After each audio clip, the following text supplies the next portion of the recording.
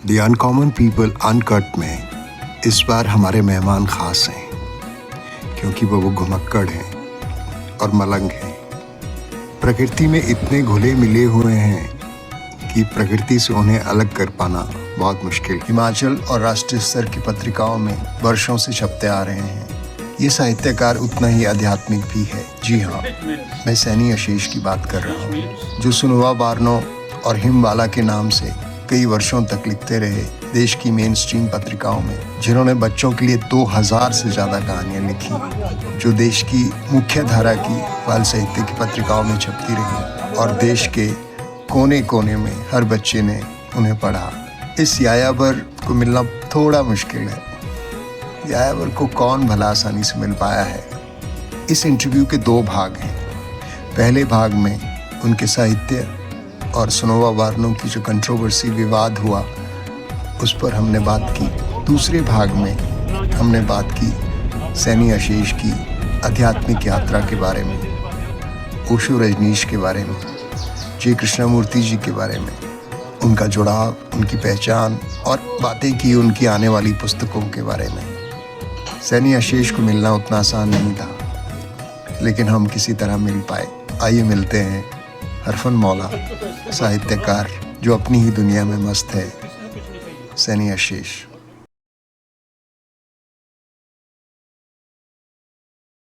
Ashish ji, the uncommon people uncut में आपका स्वागत है। आप देश के बेहतरीन लेखक हैं। बच्चों के लिए आपने बहुत सारी कहानियां लिखी हैं। स्पिरिचुअली आपकी एक अलग जर्नी है। आपका पूरा पर्सोना मिस्टिक है, थोड़ा सा रहस्यमय है। तो इन सब चीज़ों को मिला के आशीष कौन है? ये आदमी कौन है? क्योंकि बहुत सारे लोग जानना चाहते हैं, क्योंकि बहुत सारे लोगों को पता ही नहीं है कि आशीष कौन है। आशीष मीन्स नथिंगनेस, ओके। ना चीज and everything, okay. There is no opposites.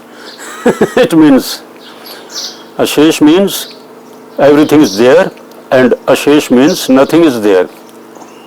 इस तरह से शब्दों के अर्थ निकलते हैं। और क्योंकि देने वाले ने उम्र लंबी दे दी है, शायद मरने की उम्र में भी बोल रहा हूँ। नहीं, ऐसा नहीं है। तो बहुत सारी चीज़ें देखी हैं। माँ बाप के साथ शुरू किया था, है ना, एडवेंचर, कि चलो रात को लालटेन लेके, हमारा पाला है सिंचाई का, है ना, सिंचाई अकेले ही आना पड़ता था अक्सर। या चलो दिन में जो पेड़ काटा था जंगल में, अब उसको लाना है रात के अंधेरे में, है ना। उन दिनों गैस वैस तो होती नहीं थी। उसके बाद लगा कि मैं गलत जगह पैदा हो गया। मेरा दिल करता कि माँ बाप को दोनों को लेके भाग जाऊँ, क्योंकि वही मुझे समझते थे। बाकी जो पढ़ लिख गए थे वो कुटते थे, पीटते थे, पढ़ता क्यों नहीं है। तो मैं मनाली भाग गया, आ गया। लेकिन जो भी करता था, घर को मनी ऑर्डर करता था, या माँ को या बड़े भाई को, भाभी को पैसे पकड़ा के चुपचाप फिर निकल आता था, जो ये लास्ट बस मिली या सुबह की मिली। ऐसे रहा। ढालपुर मेरी जगह होती थी। उसके बाद जब फिल्मों की शूटिंग होती थी मनाली में, तो उनके साथ लग जाता था, और जैसे उनको जरूरत था इस तरह के दृश्यों में मेरी मदद ली जाती थी। अच्छा। और मेरी खास उम्र नहीं थी, मुझे बोलना भी नहीं आता था, बिल्कुल बेवकूफ़ों की तरह गूंगा जैसा था, पर काम सारे करता था उनके। आपकी ये यात्रा कहाँ से शुरू हुई हिमाचल में? ये सब जो आपने कहा अभी। हाँ, 1964 में जब जवाहरलाल नेहरू की डेथ हुई। अच्छा। लगभग उस वक्त मैंने लिखना भी शुरू किया और मनाली अच्छी तरह मेरी पैठ बन चुकी थी। अच्छा। हाँ हाँ हाँ, 16 साल का था मैं। अच्छा। तब लगभग 16-17 के बीच में। और हिंद समाचार उर्दू में, पंजाब केसरी हिंदी में, जगबानी पंजाबी में, सब में मेरी रचनाएं आती थी। उससे पहले मिलाप और वीरता में लिखता था, बहुत छोटा था। तो मतलब आपने 15-16 साल की उम्र में लिखना शुरू कर दिया? हाँ हाँ हाँ। बाकी पता नहीं चलता था कि मैं कैसे लिख लेता हूँ। ऐसा लगता था कि यार ये क्या छपा है, ऐसा तो मैं भी लिख सकता हूँ। और ये बच्चों की कहानी ऐसी तो मैं रोज 10 लिख दूँ, क्योंकि सुनाता भी था लड़के लड़कियों को बैठ के, अपने मोहल्ले के लड़के लड़कियाँ। स्कूल में जाता नहीं था, उनका होमवर्क कर दिया, किसी फंक्शन के लिए उनकी कविता लिख दी। कॉलेज तक के लड़के मेरे से कविता लिखवाते थे कि हमारा फंक्शन है, कविता दे दे। तो आपकी पढ़ाई कहाँ पे हुई? आसमान के नीचे, जहाँ लाइब्रेरी मिली घुस गया, अच्छा। जहाँ जो मिल गया उसी में शामिल हो जाता था। ऐसा लगा था कि मैं ऐसा ही हूँ, बस ऐसा ही आया हूँ। बस 5-7 साल की उम्र में मुझे पता लग गया था। तो माँ पैसे चढ़ा रही है मंदिर में मेरे लिए ही, और कहती जब मत्था टेक किया, तो मैं उसके पैसे भी उठा लेता था, पहले चढ़े हुए भी जेब में डाले और मना लिया जाता था। और पिटाई भी होती थी इन बातों के कारण, मोहल्ले के लोग पीटते थे कि हमारे देवी देवता का मजाक उड़ाता है। मैं मजाक नहीं उड़ाता था, मैं कहा मैं तो गपशप करता हूँ, मेरे दोस्त हैं, तुम तो इनको जानते नहीं हो। ऐसा रहा। आपने कहानियां लिखना कब शुरू किया और राष्ट्रीय स्तर की पत्रिकाओं में आपकी कहानियां छपने लगी, और कुछ एक उपनाम थे या पेन नेम्स थे जिनके वो इस्तेमाल करके अपने कहानियां लिखी, और आपकी कहानियां निरंतर हंस में छपने लगी। तो वो जो रहस्य है एक विदेशी महिला के नाम का, जिसके बारे में आप खुद बताएंगे अभी, वो क्या है? पहली कहानी तो लाला जगत नारायण ने छापी थी मंगवा के। मेरी कविता छपती थी और लघु कथाएं। तो लाला जगत नारायण जिंदा थे, रमेश उनके बेटे थे, और एक अशोक प्रेमी थे, साहित्य संपादक। तो वो सोचते कोई बूढ़ा आदमी है मुझे, जबकि मैं बहुत छोटा सा था, नवयुवा। तो मैंने पहली कहानी उन्होंने पहले पेज पे छाप दियो, है ना, छोटी सी भूल, मई 1969। अच्छा। फिर अम्बाला छावनी में एक तारिका प्रकाशन या कहानी लेखन महाविद्यालय नाम से चलता था एक संस्थान। उनको लगा कि बड़ा आदमी है, और हिमाचल की सब पत्रिकाओं में छपता था मैं, इंप्रस्थ, पंजाब की जागृति, जम्मू की योजना, सब में लिखता था। तो उन्होंने कहा कि हमारे लिए कुछ काम करो आपको तो कहानी कला सीखने की जरूरत नहीं है, आप तो लिख ही रहे हैं। तो मैंने उनके बच्चों के लिए बाल साहित्य कैसे लिखें, गजल क्या चीज़ है, इस पर किताब, ये सब काम उनके लिए मैंने किया। मेरा लेखन और जीवन तब तक जो मैं था, अच्छा। वो भी लिख दिया, क्योंकि बड़ी भरी विविधता थी, सब लिखा। तो ये तो बहुत बाद की बात है कि हंस में मेरे लेख आते थे वैचारिक, जैसे मंटो पर, जैसे किताबों से मुक्ति, किताबों के दिन लदने ही वाले हैं, ऐसे मैं लिखता था बिल्कुल उल्टा, और ये लोग छापते थे। अगर आपने उस समय ये बात कही थी कि किताबों के दिन लदने वाले हैं, तो वो सच में लदने वाले हैं, क्योंकि आज वो समय आ गया। उस वक्त मैंने कहा था कि बहुत जल्दी आएगा। मेरे पास 5 लेख हैं। अमृता साधना ने छापा, अमृत साधना ने पूना से, संपादिका जो चैतन्य कीर्ति के बाद। तो उसने लिखा, उसने पता नहीं भूमिका थी क्या थी, उसे जाने देते हैं। नाम था लंबी छुट्टी पर जाना चाहती है किताब। मैंने किताबों पर जब भी लिखा, सबने तत्काल छाप दिया कि कोई कहीं और ना भेज दे। बहुत पुरानी बातें हो गई। मैं कभी इनसे मिलने नहीं गया, किसी से भी, जो उतनी पड़ी, और डरता भी था दिल्ली जाने से, कभी नहीं गया। तो सरिता वालों ने जब मेरी कहानियां छापना की, घर घर पड़ी जाती थी, सरिता, मुक्ता, चंपक, गृहशोभा, सरसलील, ओमन जीरा, कैरवान, सब में मेरे अनुवाद आते थे। पहले सरिता में छपती थी, या चंपक में बच्चों की कहानी छपी तो 8 भाषाओं में, पूरे देश की भाषाओं में छपती थी। और मुझे बड़े बड़े बुजुर्ग अपने बच्चों को भेजते थे मेरे पास कि शेष के पास जाओ, उनकी कहानियां हमने पढ़ी हैं। वो सोचते थे कि काफ़ी, जब मैं युवा लगता था तब, जबकि मैं बातें कह रहा हूँ ना, क्योंकि मैं मिलता किसी से नहीं था, अभी भी युवा लगते हैं, निमंत्रणों पर नहीं जाता था। तो राजेंद्र यादव के पास जब पहली कहानी पहुंची, सनोवा बोर्नो नाम से, मुझे घर तक छोड़ आई है। उससे पहले कहानी उनको जा चुकी थी, मेरा अज्ञात तुम्हें बुलाता है। तो पोस्ट कार्ड आया सनोवा बोर्नो को कि प्रिय सनोवा, तुम्हारी कहानी मिली, अच्छी है, जल्दी छापूंगा। कहीं भेजी तो नहीं है, कई बार बड़ी दिक्कत हो जाती है। तो लेकिन दूसरी कहानी जो गई, जो उन्होंने पहले छाप दी, वो मैं विपाशा में भेज चुका था। शायद तुलसी रमन थे संपादक, उन्होंने सरकारी पत्रिका होने के कारण वो लेट छापी, तब तक हंस में आ गई। तब हंगामा मचा, ये कौन है, रशियन है कि इंडियन है कि मनाली की है कि कहाँ की है। तब तक आपकी कितनी कहानियां हंस में छप चुकी थी? हंस में मैंने बड़ी कहानी कोई नहीं लिखी थी, सिर्फ लेख वैचारिक बस, या कहानीकारों पर मेरे लेख आते थे। या सारिका में बहुत पहले, जो मैं बहुत छोटा था, मैं कैसी स्त्री चाहता हूँ। अजय जी के साथ कितना समय बिताया? क्योंकि आप भी घुमंतू हैं। आप भी घुमंतू हैं। हाँ। अजय जी भी घुमंतू थे। मैंने डायरेक्ट नहीं बताया, मैं तो फादर के साथ घूमता था यहाँ जंगलों में, नेहरू ठहरते थे सर्किट हाउस में, नीचे उतरते थे, आसपास आगे पीछे आगे भी आते थे, तो मैं उनको दूर से देखता था, ऑब्जर्व करता था। और आगे एक एक कीड़े का, एक एक फूल का, एक एक पेड़ जो दुनिया भर के आके क्लब इससे नीचे लगे हुए हैं, सर्किट हाउस के नीचे। वो विज्ञान के विद्यार्थी थे बैचलर्स नेचर पार्क। वो कहते मैं रड़े मैदान पैदा हुआ हूँ, खुले में, रड़ा मैदान बोलते हैं हम लोग को, खुला। सारे काम आते थे उनको, मुझे भी आते हैं। ये नहीं आता जो आप कर रहे हैं, उनको ये भी आता, इतना मुश्किल नहीं, उनको ये भी आता था। तो ऐसा रहा। फिर स्नोवा बार्नो की कहानियों के लिए हमारा टॉर्चर हुआ, हमें भी भेजो, हमें भी। आपने स्नोवा बार्नो नाम क्यों रखा? ये पार्वती का नाम है।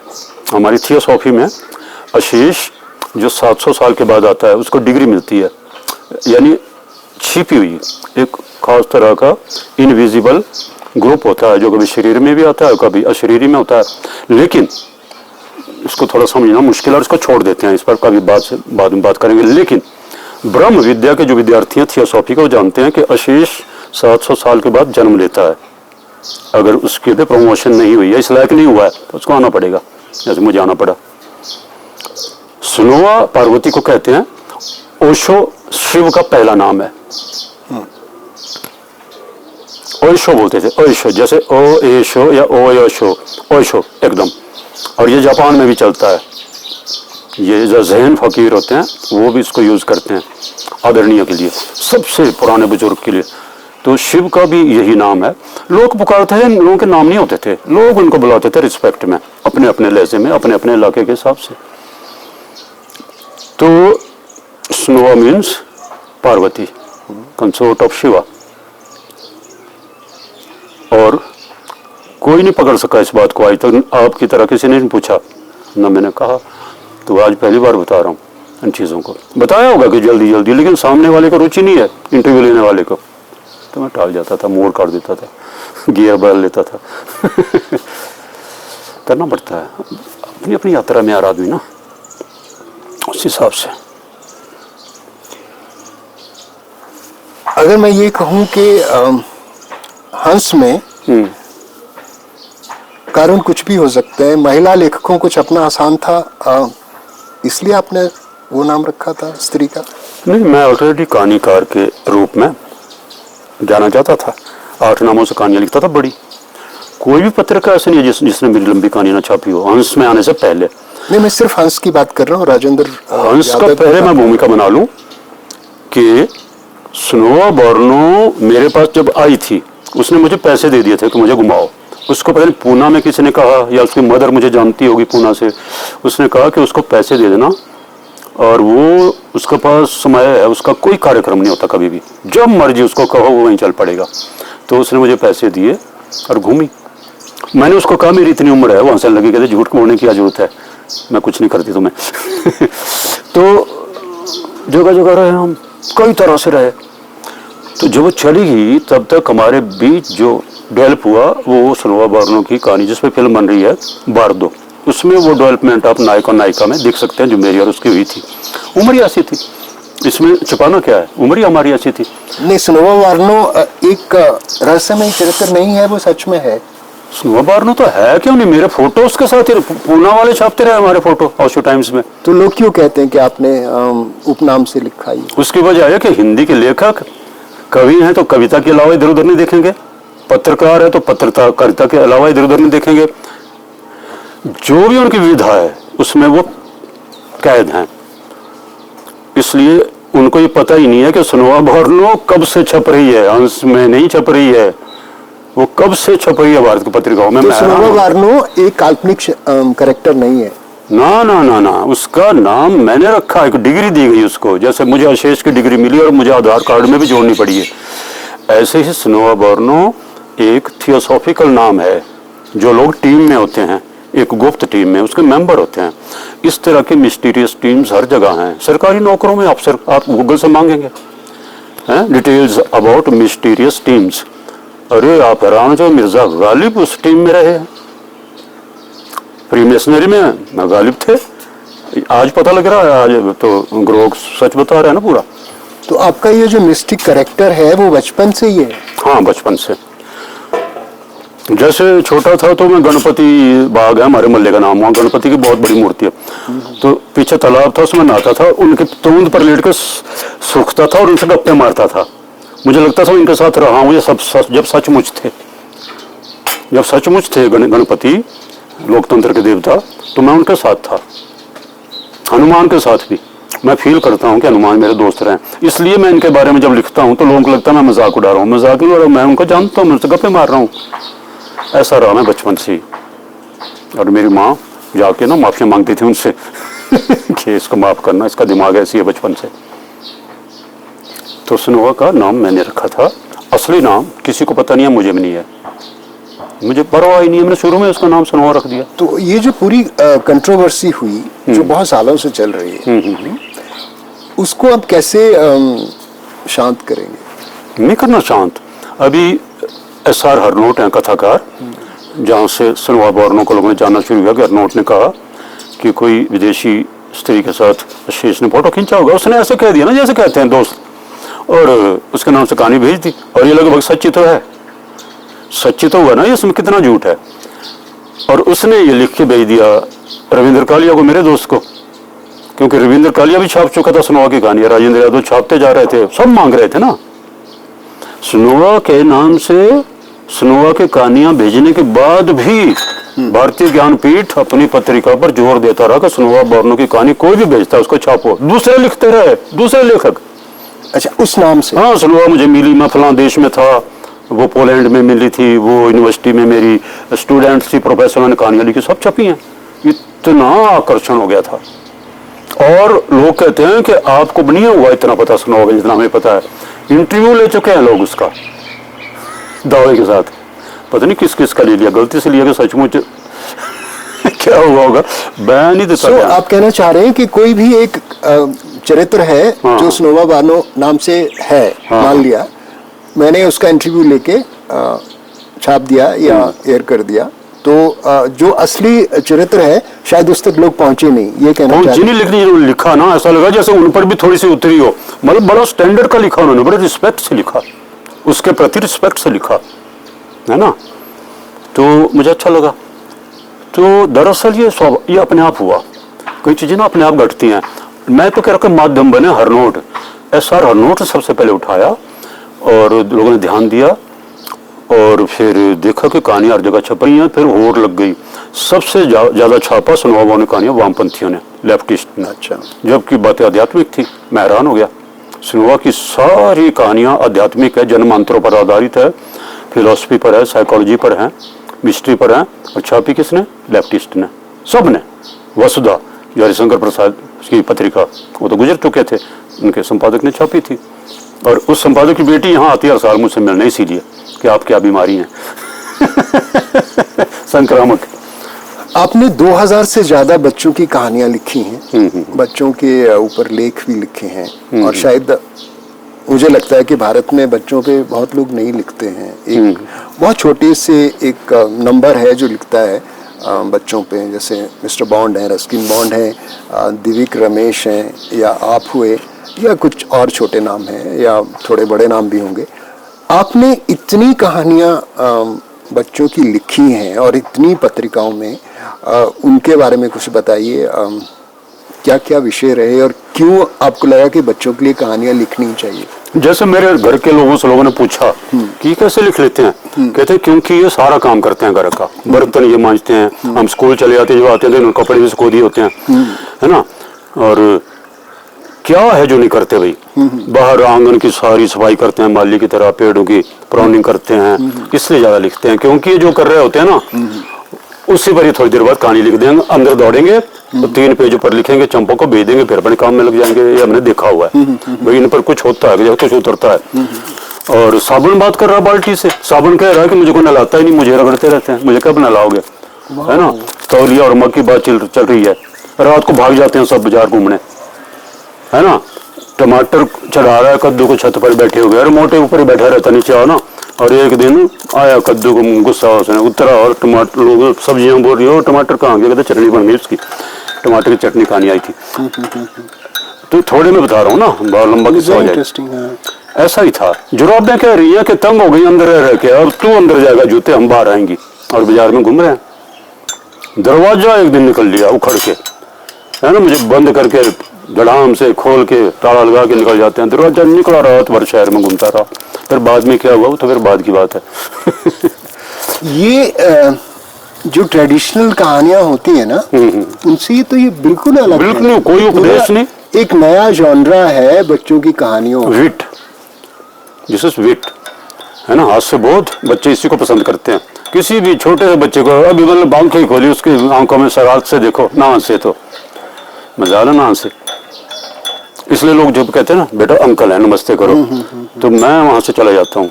मैं कहा तुमने ईश्वर की हत्या कर दी, बच्चा तो ईश्वर है, ईश्वर है। तुम कह रहे हो इसको नमस्ते करो फलाने को। ऐसा है। और कौन सी विधा है, कौन से टॉपिक्स हैं जिसमें आपने लिखा है? उपन्यास हैं, नाटक नोटक खेले हुए हैं, लिखे नहीं है, खेले हुए हैं मंडी में और दूसरी जगह छोटे मोटे। लेकिन मेरी रुचि अंततः ऐसा है कि कुछ आता है तो 2 लाइनों में बता दूं जो पीछे छूट गया। कि सनोवा बोर्नो जब गई तो ऐसे में जैसे बेहोश हो गया, पड़ा रहा, जैसे खाना भूल गया सब कुछ।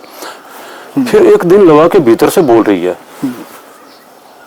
डीप लव अफेयर, ओके, और कुछ नहीं। स्त्री और पुरुष का ऐसा आकर्षण जो बन गया था, और एक हो गए थे हम, जैसे शिव और पार्वती एक हो जाए और एकदम वो चली जाए। उसको जाना था ना, मुझे पता था, लेकिन उसके जाते ही जैसे मैं मूर्छित हो गया, बेहोश हो गया। मेरा सब कॉन्शियस बोलने लगा, दिमाग बोलने लगा, मन बोलने लगा, शरीर बोलने लगा। बंद कमरे में नाचना, लगी जाए भूख तो कुछ खा लिया। और जब बैठ गया लैपटॉप पर, बटन दबाया, गई कहानी और छपी। मैंने पढ़ी ही नहीं, क्या भेज दिया मैंने। ऐसा ही हुआ है और सब कहानियां छपी हैं। तब मैं था कटराई में, उपाध्याय कॉटेज के ऊपर, ट्री हाउस वालों से मैंने कॉटेज लिया था, उनकी बुआ से। पत्रकार भी जैसे प्रियानंद जैसे लोग आते थे धर्मशाला से, वहाँ रहते थे कि हमने भी इसको फील करना है, ऐसा क्या होता है तुम्हें। और ये लड़ी थी मेरे लिए प्रियानंदी में, हिमाचल वाली। पूरा पेज छपता था हर हफ्ते मुझ पर और सनोवा पर, पता नहीं जैसा उनको लगता था लिख देते थे। फिर बाद में मुझसे पूछते थे फाइनल, तो मैं थोड़ा सा जरा उसमें चला के कर जाता था कि लगे रहो तुम, जो तुम्हें लग रहा हो उथला सा तुम लिखे जा रहे हो। तो मैं थोड़ा सा या तो गहराई में जाता था, या वो कहते थे थोड़ा सा पाठक भी समझें, तो फिर वो सनसनी हो जाती थी। ये बड़ा मुश्किल है। This is language is barrier, great barrier. आप जितना गहरे में जाएंगे भाषा मर जाती है, गूंगे का गुड़ हो जाता है काम। गूंगे का गुड़, वो गूंगा ही जाने, स्वाद बोल नहीं सकता, ऐसा होता था। आप उनसे प्यार करते थे? प्यार तो बहुत पीछे की चीज है, मतलब स्पिरिचुअल में बोलने भी अधूरा शब्द है ना। आप ज़हन भाषा में बोलें तो वो भी समझ नहीं आएगा। भाई आप एक हो गए हैं और मेरे भीतर से बोल रही है। दूसरी बात मेरे साथ ये होता है कि जब मैं डीप फॉरेस्ट में चला जाता हूँ, नेचर में, जहाँ आदमी के पैर नहीं पड़े होते, चाहे मुझे कांटे हटाने पड़े झाड़ियों, वहाँ मैं प्रार्थना करता था, या कोई नदी कोई झरना सामने है, कि जिस लायक मैं हूँ उस योग्य स्त्री मुझे भेजो। मुझे स्त्री नहीं मिली आज तक, आज भी मैं यही प्रार्थना करता हूँ कि मुझे कोई भी स्त्री ऐसी नहीं मिली जो बस, और हम निकल लें कहीं, दोनों मिले ना किसी को। तो पहले तो आई एक हिंदी की लेखिका, वो भी फॉरेन लगती, मैं देखी तो फॉरेनर आ गई, वो हिंदी बोलने लगी। मैं कहा ये तो कहती मैं हिंदी की लेखिका हूँ, मुझसे हिंदी में बात करो। आ गई वो, फिर वो चली गई। फिर मैंने कहा पता कब आएगी, तो फिर मैं गया कि मेरी थोड़ी प्रमोशन हो गई हो तो ऐसी भेजो, मुझे वो अंग्रेजी भी बोलने आती है। तो सनोवा बोर्नो आ गई। फिर मैंने मांगना बंद कर दी। मैंने कहा देवी चाहे कितनी महान है ना, एक मोह हो जाता है। फिर मैं तब से अकेला ही हूँ, लेकिन वो मेरे भीतर से आज भी बोलती है। आपकी धर्मयुग में कभी कहानियां छपी हैं? हाँ, बर्फ ढकी जिंदगी कहानी थी एक तरह की। कौन सी कहानी? संस्मरणात्मक कथा थी वो, बर्फ ढकी जिंदगी। बर्फ ढकी जिंदगी। धर्मवीर सनोवा बोर्नो को चिट्ठियां लिखता था। बहुत। अब इन बेवकूफों को कौन बताया हिंदी के लेखकों के, सनोवा बोर्नो को धर्मवीर भारती चिट्ठियां लिखता था जब वो हिम्बाला थी। सनोवा बोर्नो का ट्रांसलेशन हुआ हिम्बाला, हिम्बाला नाम से सनोवा बोर्नो की कहानियां धर्मयुग में छपी हैं। चंपक में सनोवा बोर्नो की कहानी कब से छप रही है, सरिता में उसके लेख कब से छप रहे हैं। सरिता में जो कहानियां छप चुकी वही ठीक करके हंस को दी। किसी को पता नहीं है, किसी ने नहीं कहा कि तो हमने पढ़ी है सरिता में। राजेंद्र यादव ऊपर नाराज हो हद है, मतलब हिंदी साहित्यकारों की हद है भाई, इधर उधर देखते ही नहीं है। मुझे पता लगा कि इन्होंने कहा जैसे कोई अचानक आई और छा गई। अरे भैया कब से हम लिख रहे हैं, कई नामों से, 8 नामों से लिख रहे थे। आपने इतने नामों से क्यों लिखा? ताकि लोग ना घेर लें, वहाँ प्रोग्राम हो रहा है, आप भी चलो, आपको अवार्ड दिलवाना है। वीरभद्र से 2.5 लाख का अवार्ड करा दिया था स्नो वर्णों का, क्या आप भी आ जाना स्नो वर्णों को लेके। उनको पता था कि ये नहीं आएगा तो वो कैसे आएगी। आपको फेम अच्छा नहीं लगता? नहीं, फेम है ना, फेम है, और वो तो राजनीति है सारी। मुझे पता नहीं है क्या, दैट्स ऑल पॉलिटिक्स, एवरीथिंग। बड़े लोगों के साथ बैठना आपका काम हो सकता है जैसे आप करते हैं, लेकिन मेरे जैसा लेखक जो ऐसी चीज लिख रहा है वो जाएगा तो डिफेम हो जाएगा, डिफेमेशन केस हो जाएगा। अभी आपकी एक पुस्तक आ रही है 100 स्त्रियां मेरे जीवन में, वो क्या है?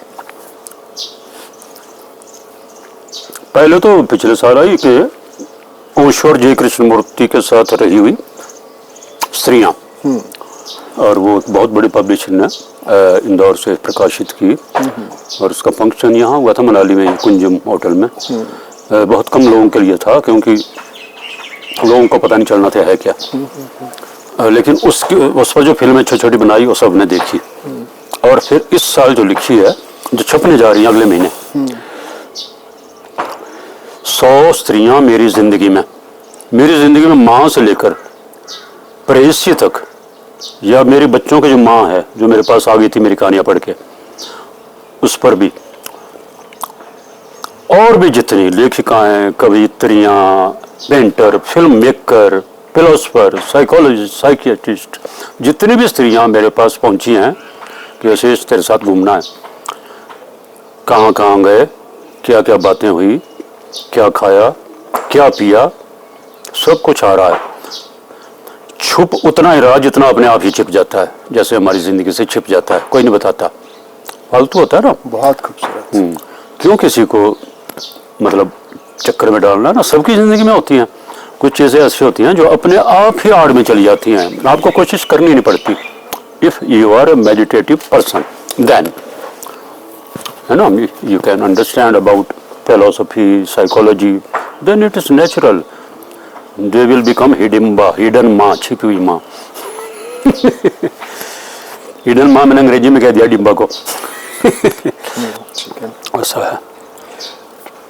आप जितने बड़े घुमंतु हैं, यायावर हैं, आपकी पर्सनैलिटी का एक हिस्सा स्पिरिचुअल है, मेडिटेटिव है, एक योगी का है। उसके बारे में कुछ बताइए। हाँ, ओशो आए थे मनाली में सितंबर 1970 में, और मुझे सब कह रहे थे कि भाई गया काम से, पागल हो चुका है, खराब हो चुका था। मैं ऐसा ही जैसा भी हूँ, ऐसे ही था, बल्कि डरते थे हम लोगों से भी, बोलना नहीं, चुप ही रहो। ओशो की आवाज पड़ी कान में, आई एक्सेप्ट यू, जैसे भी तुम हो मैं तुम्हें स्वीकार करता हूँ। तब मुझे लगा कि मैं तो ठीक हूँ। फिर सुबह सुबह उनके साथ घूमता था, आगे चलते पीछे पीछे हम, बातचीत तो नहीं हुआ होती, पर एक दिन उन्होंने पकड़ लिया कि क्या करते हो। मैंने कहा कुछ नहीं। ये कहाँ की बात?